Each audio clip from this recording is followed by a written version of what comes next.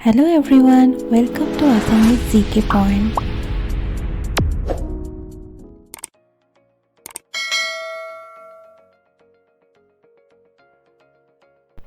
আজি আমি আলোচনা কৰিম মহাপুৰুষ শ্ৰীমন্ত শংকৰদেৱ আৰু মাধৱদেৱৰ বিষয়ে কেইটামান গুৰুত্বপূৰ্ণ প্ৰশ্ন।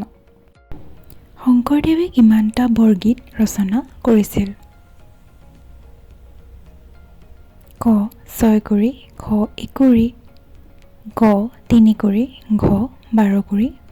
ইয়াৰ উত্তৰটো হ'ব ঘ 12 কৰি। শংকৰদেৱৰ নাটসমূহত কেইটা অংক পোৱা যায়?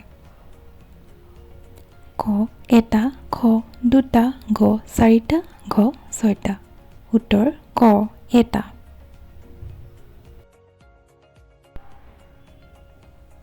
কিমান শকত শংকৰদেৱে প্ৰথমবাৰৰ বাবে তীৰ্থলৈ গৈছিল? উত্তৰ 1403 শকত।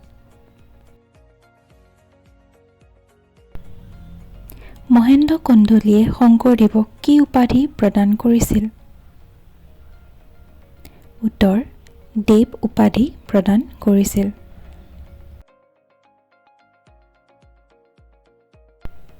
শংকৰদেৱৰ প্ৰথমখন ৰচনা কি? ক ৰুক্মিণী হৰণ, খ হৰিশ্চন্দ্ৰ উপাখ্যান, গ অমৃত মন্থন আৰু ঘ কুৰুক্ষেত্ৰ যুদ্ধ।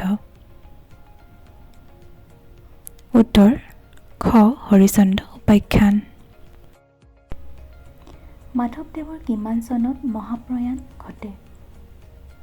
ক 1596, খ 1577, গ 1560 আৰু ঘ 1585।